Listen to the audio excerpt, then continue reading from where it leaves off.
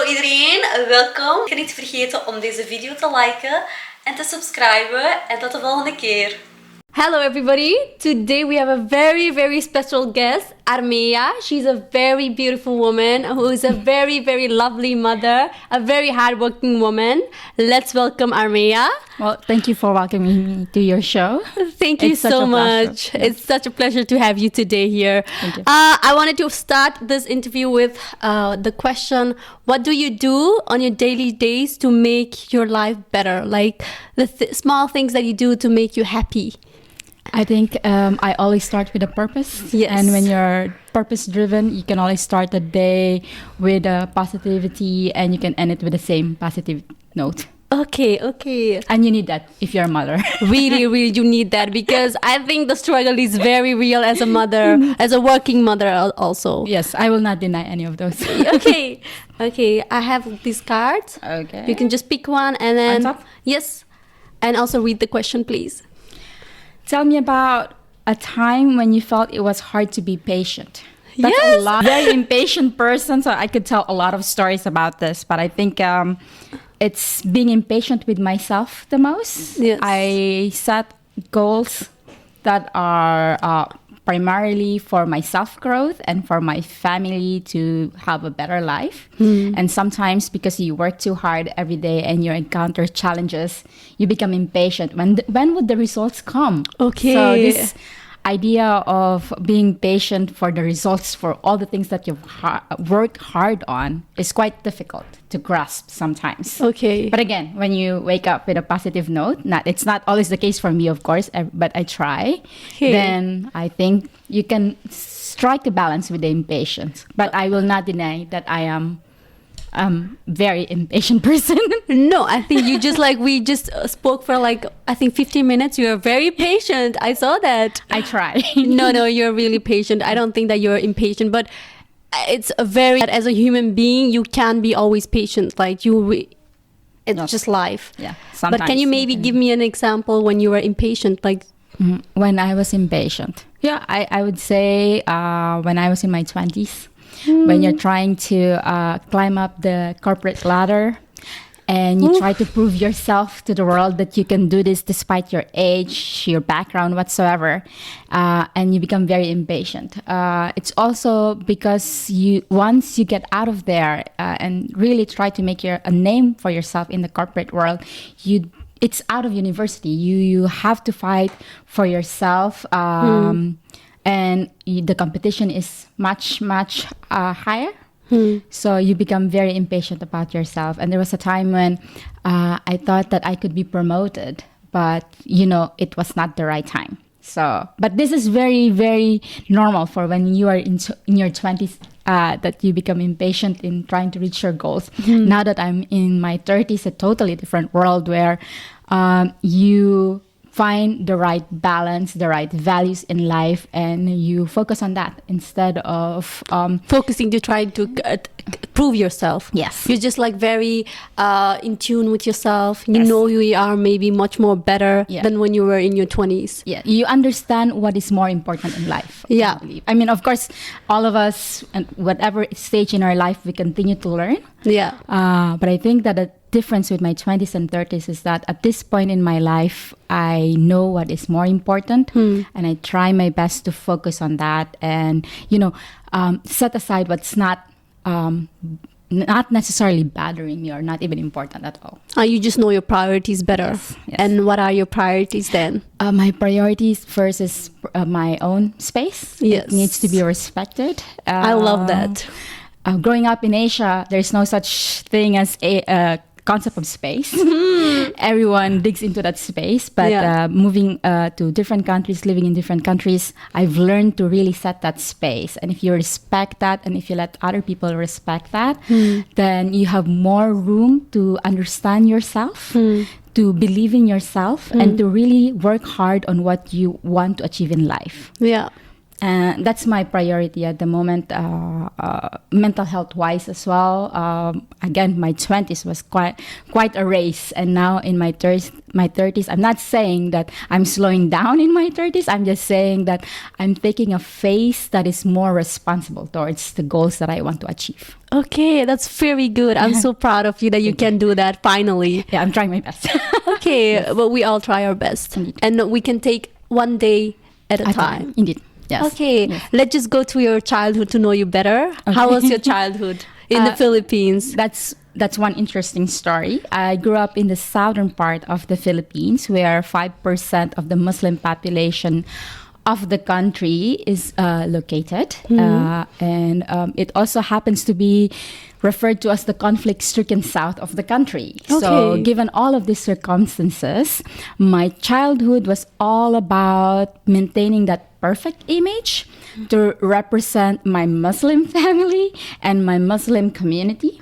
To make sure that despite all the odds, I could still do something or make something out of myself.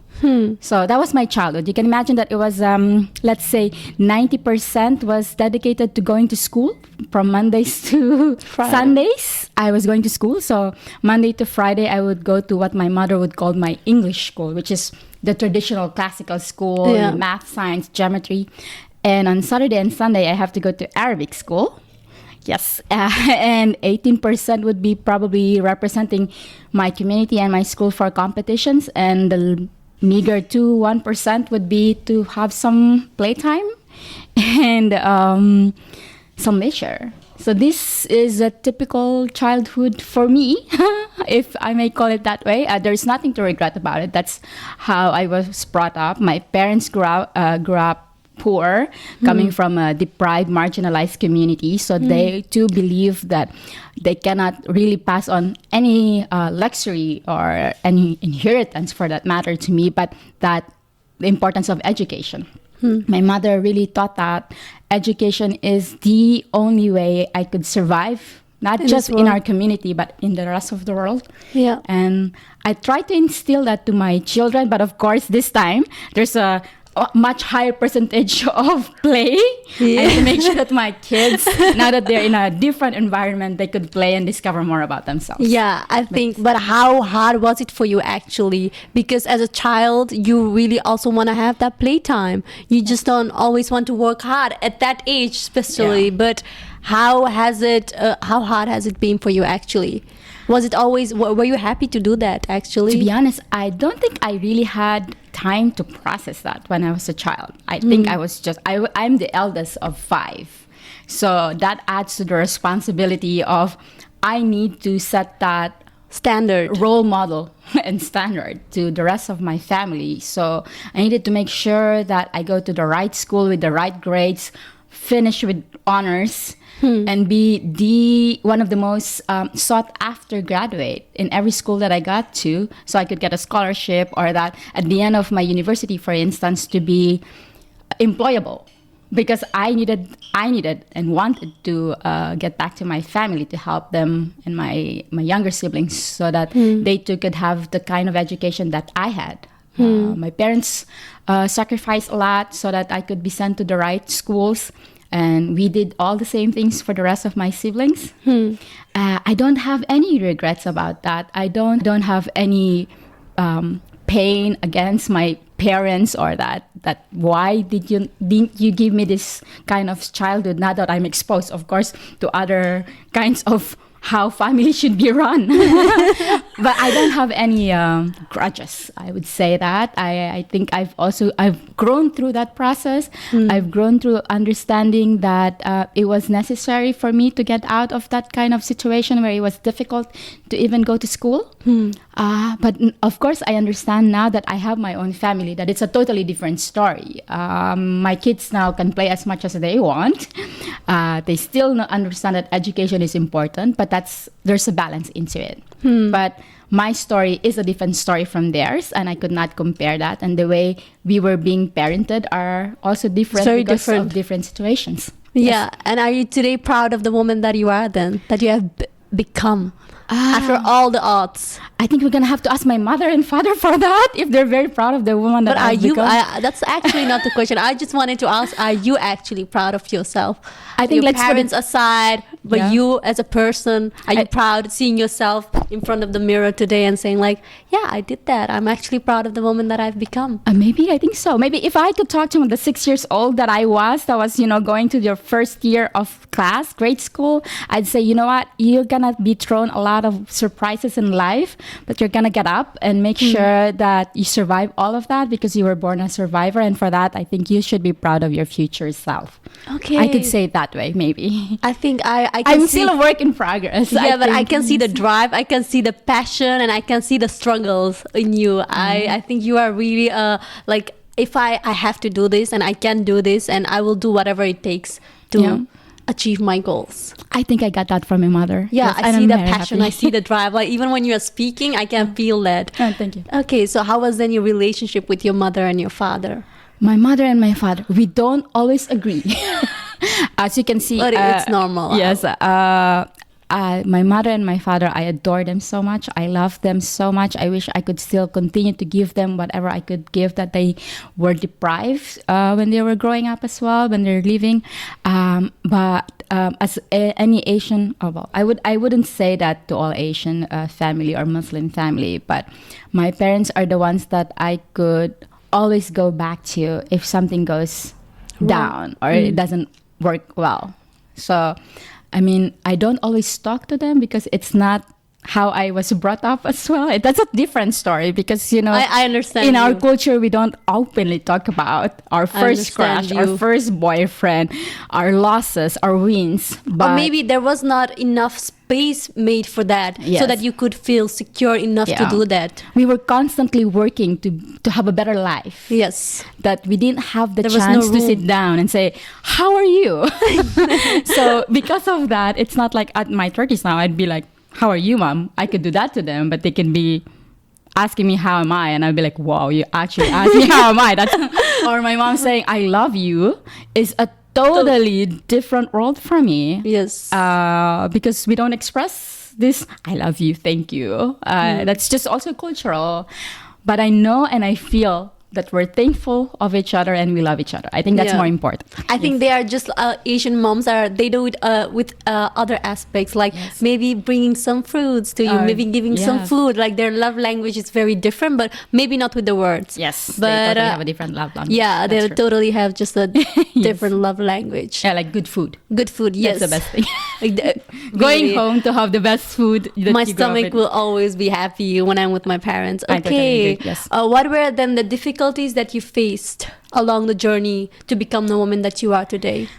The first thing I would say is that I grew up in a marginalized community, so the opportunities that came to that community was very rare. Rare. It needed for you to be, brave enough to get out of that, to avail of the other opportunities that otherwise would not be available for you.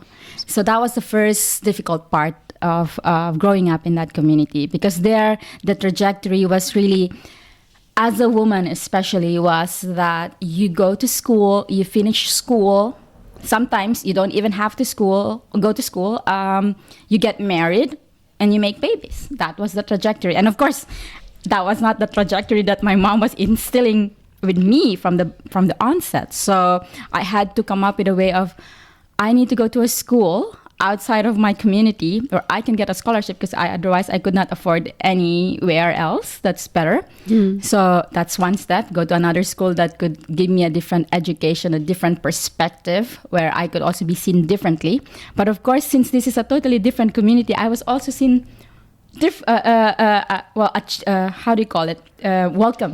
with a lot of stereotypes, because I come from a conflict-stricken South, so they always think that there's always bombs, there's always conflicts in that particular community. So they were also afraid of me. I'll fast forward when I moved to the capital, which is Manila, and I got into some executive position in a company. many of my friends would confess later on that they were scared to be friends with me because they thought that I would be one of those Muslim who would put their kids in a rice sack and kidnap them, and that there were a lot of stereotypes. So yes. while I was trying to move forward ahead in my life, I was in an environment where I was faced with a lot of stereotypes, where questions like, can she do it? Is it actually safe to work with her? Is she capable of doing this? So there was a lot of, if we could say, glass ceiling, I would have a different glass ceiling that I needed to break then. Yes. You already have it difficult to have the opportunities, and then you are stereotyped. Yes. And then for you, like, people are questioning you of your worth, I would say. Yes, of course. So for you, it was so difficult, but how did you have the courage to still go through that, all of the adversities that you had in your life? Again, I think it's also rooted from my childhood, where I didn't have a choice. I had to go through it. I had to survive. It was the only way. The only way was to face everything forward. And there was no way turning back, because if I turn my back because of all of these odds, then I am failing my family. I am failing my community. But most importantly, I'm failing myself, because I already from the very beginning thought I needed to prove something so that this community could be seen differently. So I didn't want to fail myself as well. So I think I didn't have a choice. So you had also that very, how do you say that, very difficult part of it was also you had to represent a community who didn't had a lot of opportunities and who were stereotyped. Yes. So do you think you are successful in that aspect of your life? I hope so. Today, my husband and I, when we got married, we tried our very best to give back to this community, because I owe them a lot for pushing me to become the person I am. So now we are trying to fund scholarships actually to young girls in that community to go to high school and to change the way they think of the world. That, their trajectory is beyond marriage. And I'm not against marriage, because I'm married myself. So that's a disclaimer out there. But that they are more than just what their community would think of them. They can achieve more than even what they think of themselves. Okay, that's really good, because you doing that also means a lot to you, but it also means a lot to your people in your community, because they would like have a wider perspective on lives, and with the education that they will gain from your sponsorship, I think that will change their life as well.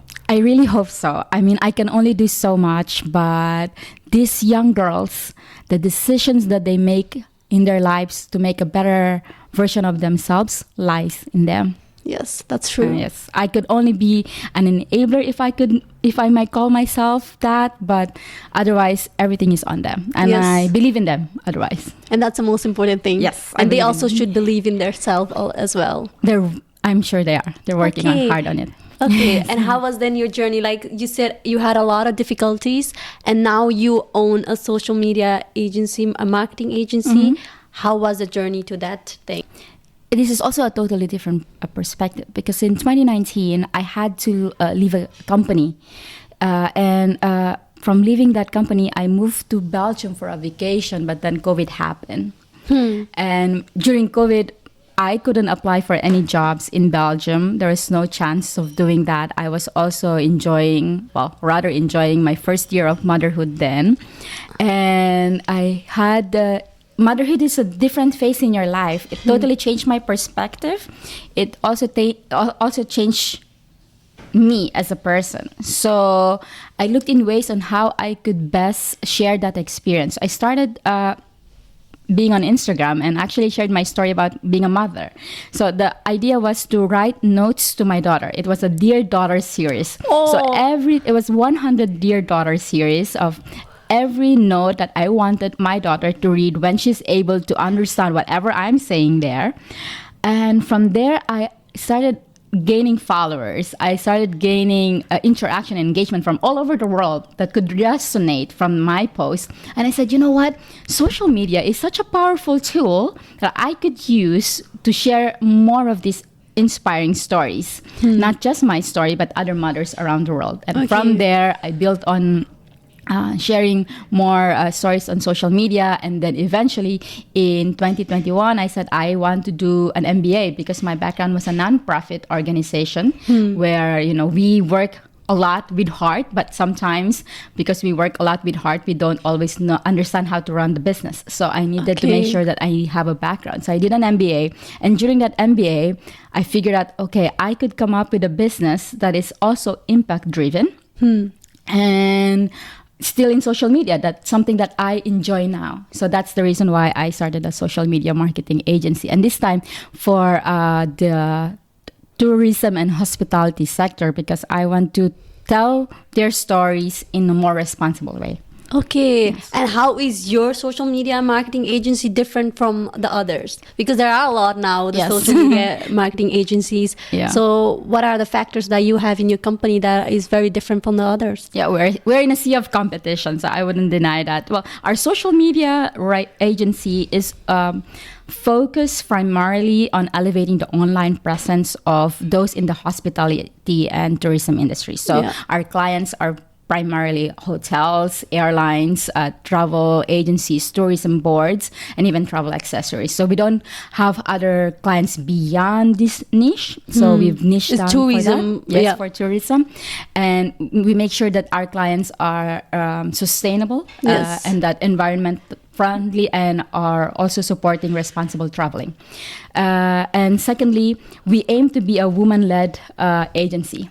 Primarily also staffed by mothers. That. Yes. I love that. Yes. I saw the struggle of being a mother where you have to strike a balance between running after your kids, or when they're at school, they get sick all of a sudden and you cannot leave work, or you can leave work, whichever. You have to struggle with a lot of circumstances around you. And I want to make sure that this agency can hire mothers and could feel that they can do what they want in life without sacrificing their family time. And I also believe, because maybe I'm also a mother myself, so that's a bias there, that mothers have this innate creativity, drive, and customer-centric approach to work. And that's these three key elements that I want to bring in a social media marketing agency, that we're creative and we're always driven and we're client-centric. And so far, having mothers on board in the agency, they inspire me. We talk about our children in between our creative posts and strategies, and that drives us also to continuously help our clients. And finally, we are content creators ourselves. Yeah. So it also means that for social media, we know the ins and outs of social media, what works and what does not work. And we work in different businesses, in non-profit and for-profit companies. And therefore, we also understand how business operates. So when we develop a strategy, it is tailored fit to the client's brand narrative, for instance. Okay, but what is the most important strategy to work on social media field, actually? What works actually right at this moment in 2024? For us, we work on three core principles, and that is authenticity, relatability, and impact.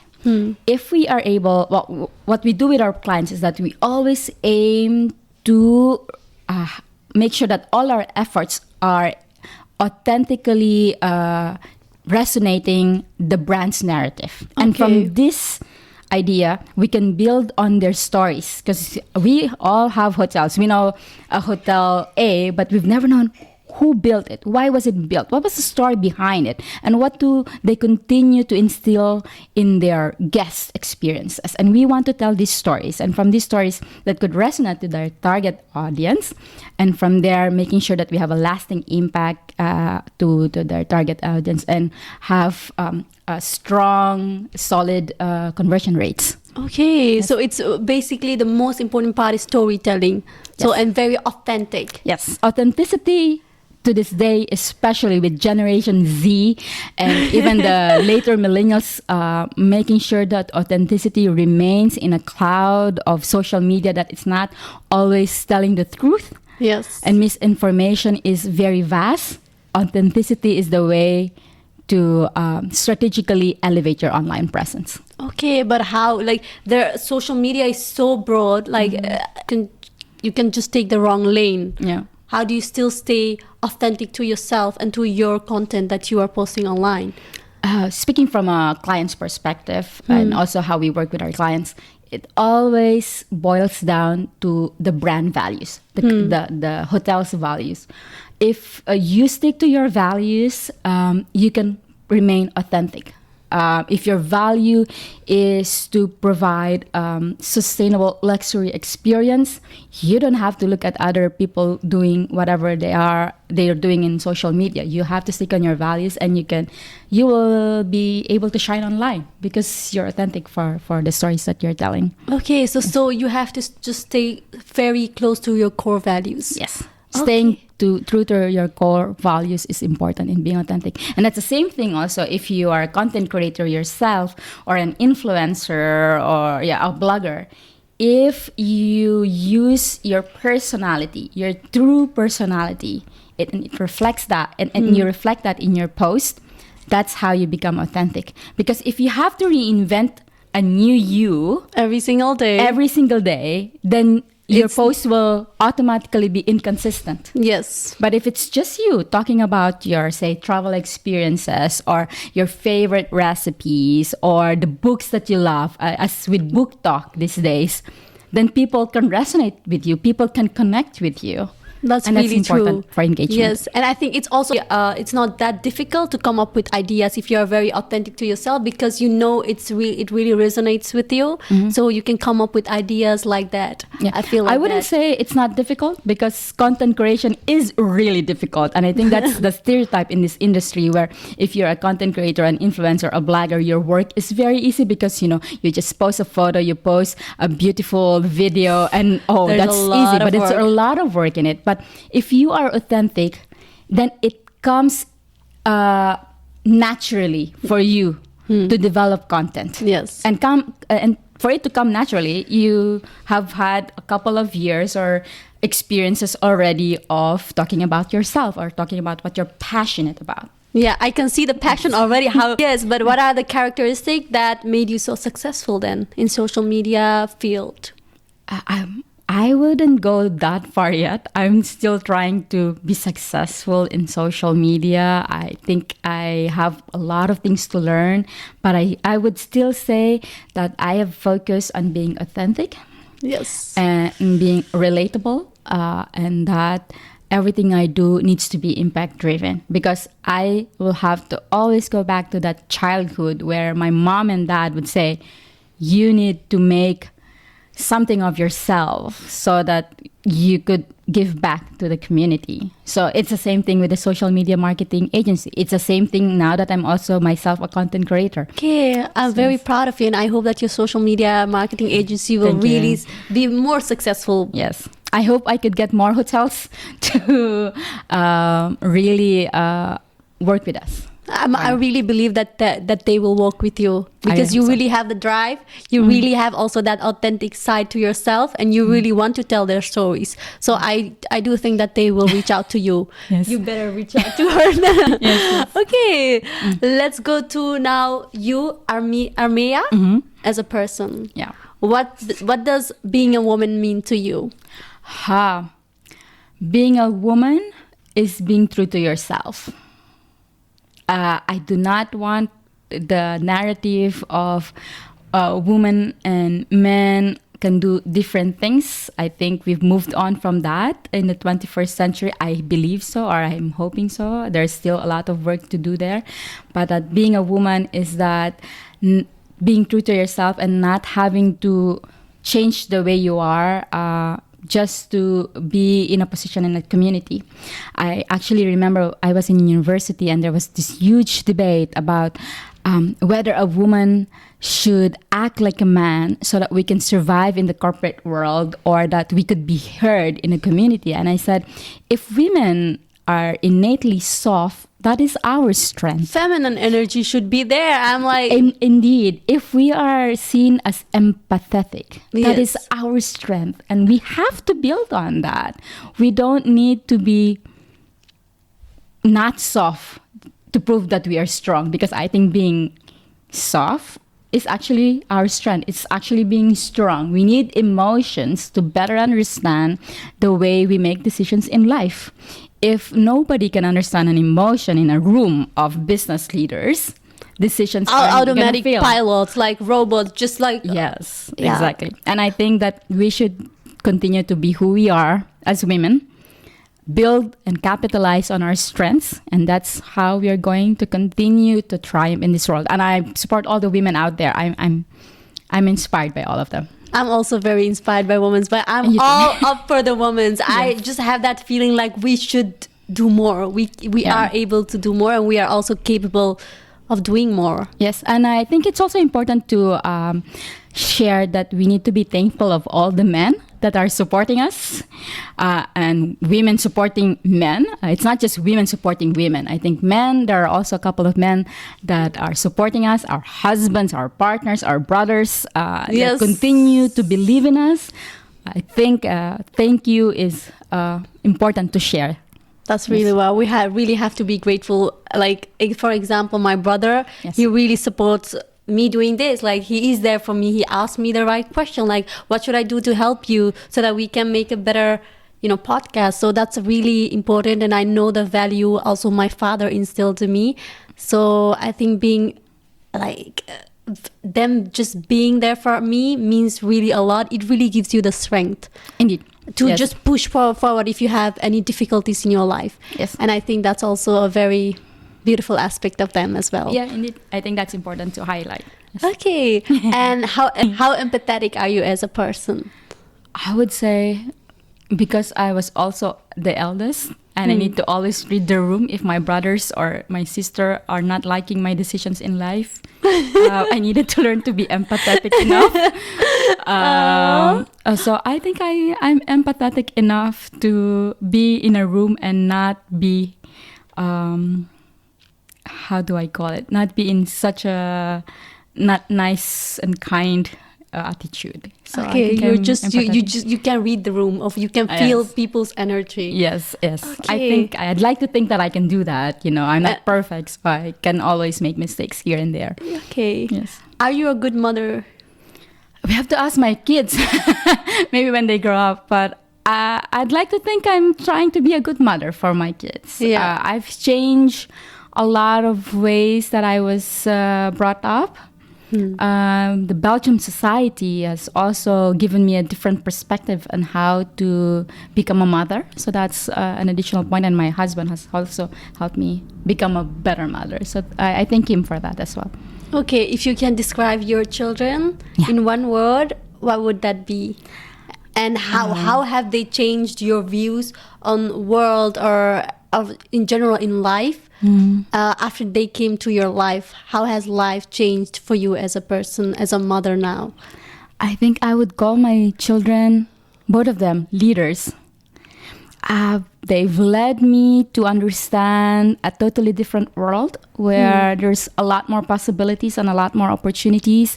And that, in a sense, they've actually empowered me that despite all the odds, I'm here, mommy. Don't give up because I'm looking at you.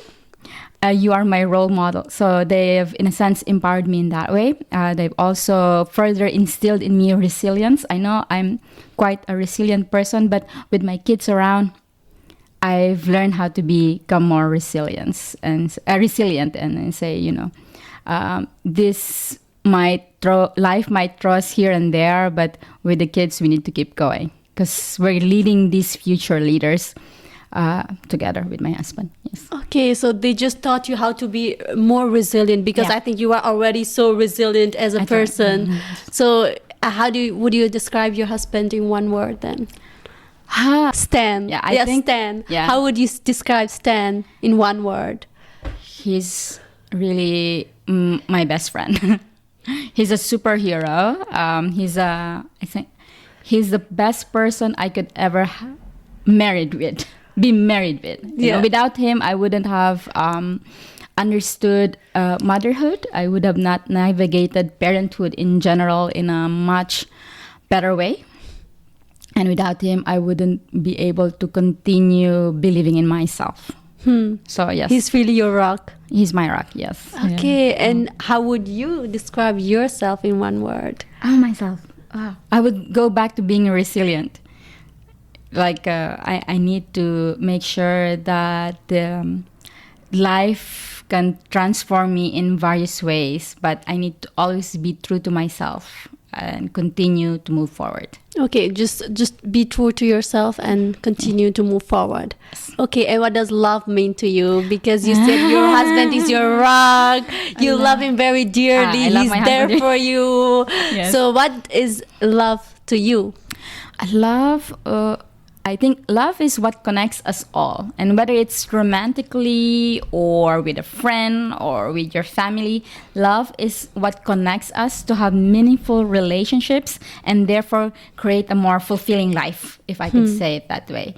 If we love each other, there will be more connections, there will be more understanding, and that life could be lived more meaningfully, I think. Okay, it will make your life easier. Maybe. For you. Not necessarily, because with love there comes a lot of sacrifices and trying to balance and strike a balance in between the relationship. But I think life just becomes more meaningful. Okay, yes. That's really beautiful. Okay, and what does success mean to you?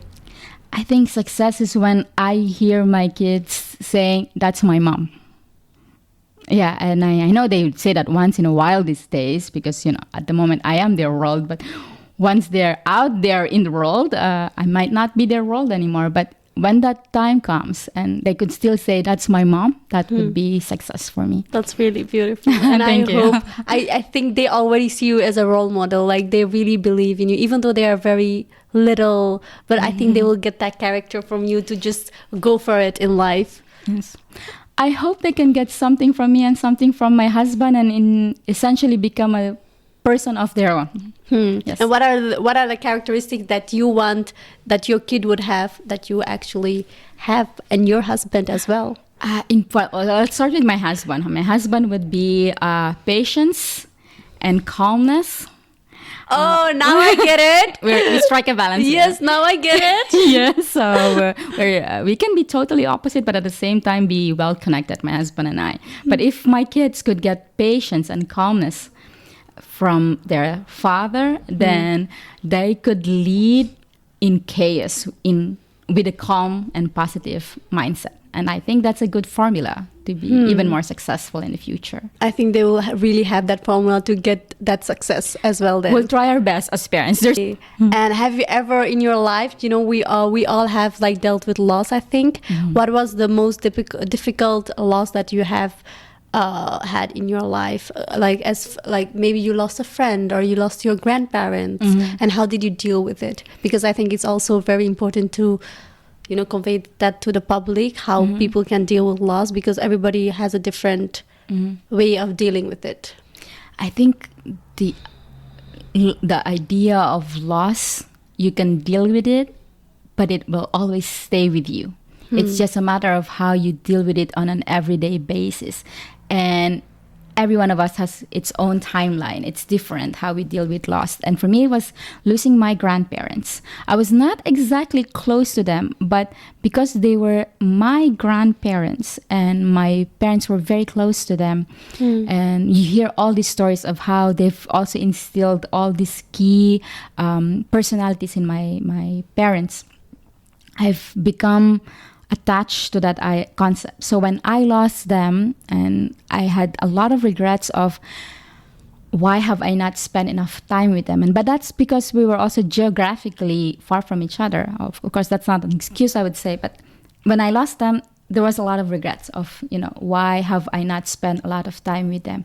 And at this point in my life, that's also a reflection where we need to make sure that our time in the earth is very short.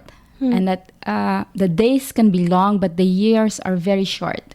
And therefore, spending time with our loved ones, with the most important people in our lives, should count the most no matter what. Because we never know when we will lose them. And it's part of the cycle of life. So we need to become more conscious and aware of that. But yes, dealing with grief and dealing with loss, it will always be with us. It's just going to change how we deal with it on an everyday purpose. And I think God will never give us anything that we cannot deal with. Okay, that's really beautiful. Yes. but how this, it was very difficult for you. Are there any other regrets for you in life? Have you ever thought about yourself like, oh, I really am very not proud of the thing that I did? Is there a moment like that in your life where you regretted a decision in your life that you made and that really impacted your life?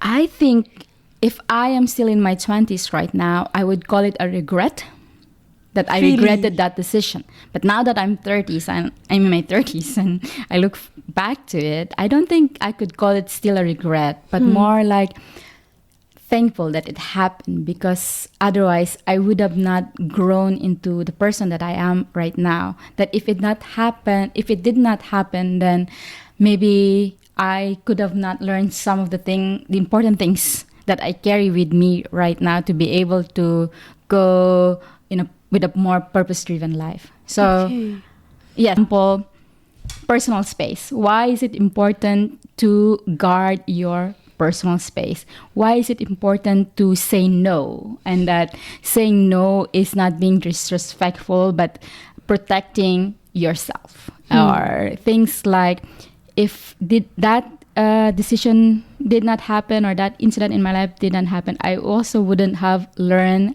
the idea of making sure that my time with my family is more valued than working. Okay, so it's all a lesson for you. You learned a lot, you lost some, but at the end of the day, you are a better person. I try to think that I have become a better person because of that. Again, we're all every day a work in progress individuals, and if we look at it that way. But I think we have to be patient with ourselves as well. Like what I said in the beginning of this talk, that I'm very impatient, but now I would try to slow it down and see how. But why do you feel like that you are impatient? Why did that thought occur to you, actually? Because you always say like, I'm impatient, but is it really true? Like, yeah, I think I'm a very impatient person because I do set a lot of goals for myself, and if these goals are not achieved according to the deadlines I've set, then myself is in trouble. If I could, you're very hard on yourself. I think I'm still working on that, and something that I need to further develop. Yes, but I think if it is supposed to happen, it will happen. But you just have to put the work in it. But you also have to find that balance. Then it will make the process easier, and you'll also get the result. I think you just have to be really hope so. really like calm. Yeah, it's all gonna be very good, I think. Yes. Okay. I'll try my very best. Yes. And that's also a topic that I really wanted to talk about, and it's mental health. Okay. Have you ever had any like crisis in your mental health? Or like depression or anxiety in your life, or was that not even a thought, or you didn't have the time to think about that? I think. Well, first of all, in Asia, at least during my time when I was living in Asia, mental health was not talked about. It was not even a concept that existed. I already knew that you will say this. So I actually in 2019 had that kind of experience, but I did not know that it was happening to me. I left my job. I became a mother for the first time in my life. I did not have a role. I was not part of a company. I was back then just a mother in my idea. So it was quite a shift in my life, and I felt really, really sad and depressed and low, that it was difficult to grasp. And I thought a strong woman like me should never have that experience. I thought I was a strong woman, but I went rock bottom. That was 2019 with me. And 2021 taught me to recognize that mental health actually exists, that burnout at work actually exists. If I didn't move to Belgium, I would have never learned that burnout is actually a concept that actually happens. So when I hear people say, I feel so sad right now, I don't understand, there's some physical symptoms that are reflecting, and I don't understand that. But when I moved to Belgium and everyone were talking about this, I said, it's actually true. And reflecting on my more than a decade of working career, I realized I'd had a couple of burnouts in between those years, and because I filed resignation so many times, but I didn't know why I was doing it. I was just sad, but probably it was burnout. So yes, for mental health, I think 2021 gave me that chance to recognize that it does exist, that it is important, and that we need to take care of ourselves mentally as well. Yeah, and how do you do that actually in your daily lives? This might sound like a cliche, but working out really helped with me. I mean, I have not It's not cliche. It's not cliche. I have not lost a lot of weight from my 2 pregnancies yet. I'm still A work in progress. A work in progress there. But with working out, it allowed me to free my mind for at least an hour a day. It makes me happier. And it makes me also more energized to face the day. So I think working out is necessary. But even more important is that surrounding yourself with the right people and knowing which one to eliminate. I mean, they always say you are the CEO of your life, so you can fire the people that does not deserve to be a part of your life. And that's very difficult for me to say, by the way, but I've learned to say, okay, I can do that. I can fire people are outside of my life.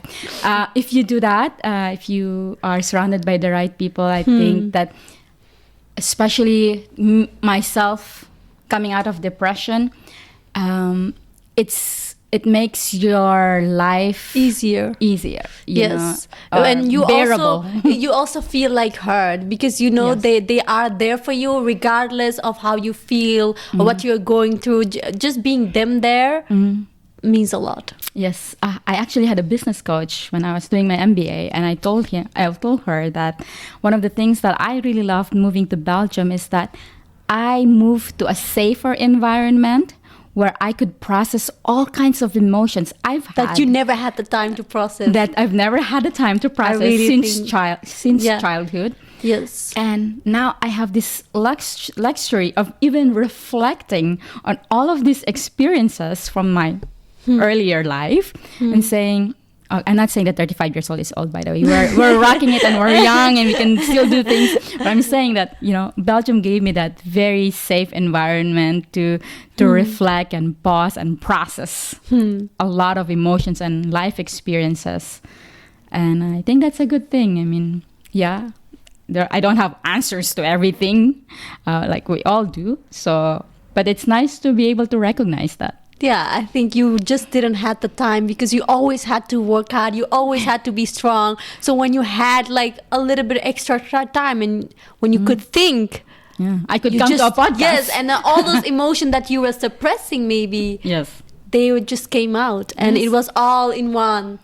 I really very inspired of all those people out there every day continuously fighting to survive the effects of mental health problems in our lives. So yeah. Okay, just hanging there, and it will get okay. Yes. Okay, I always like to end the interview with those questions. Okay. There are 3 categories and you just have to pick one and then you read the questions and you can answer them one by one. I'll choose pink because you're wearing pink.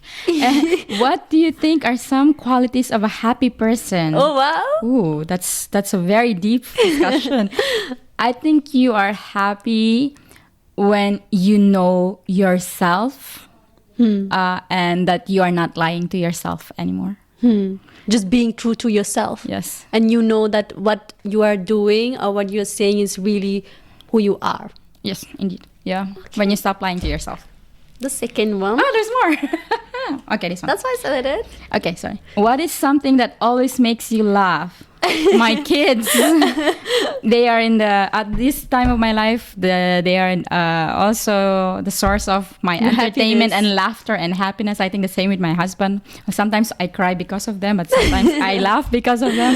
They have so many intriguing, curious questions that I have to start Googling things so I know I can answer them. Because now they think I'm Google. But they make me laugh. Okay, how sweet. And then the last one. Okay. What are some things you love about nature? Peace. I think, most of my life I've lived in Manila, which is a concrete jungle where you're I love Manila. Yeah. Oh. Okay. It's nice to hear something who likes Manila. I mean, you're stuck in traffic for like 3 hours there. But now that I'm in Belgium, there are parks and you can go into the mountains or any parts of nature. And I really like that it helps you and reminds you to be grounded. And that's what I love about nature. Okay, just the peace, the calmness, Yes. and you are really just there, and it just feels nice in the Yes. greenery. Yes. It's always not like no pressure. And no pressure. I think nature does not pressure you. Nature Not always have reminds to you you're part of it. prove yourself. Yeah. You're just there. Yes. You exist. You exist, Yeah. and that's all that matters, and that's also enough. Yes. Just to exist. You are always enough. Okay, Yes. and now the very last question. Okay. Yes. If I have your heart here, your heart, and it will tell you something to the younger you, what would it tell? Are you proud of the moment that you have To become? my younger self. Yeah. To just continue believing that you can. And I'm proud of you. Yes. Thank you. Yes. Thank you so much. Thank you. Thank you. What a great opportunity.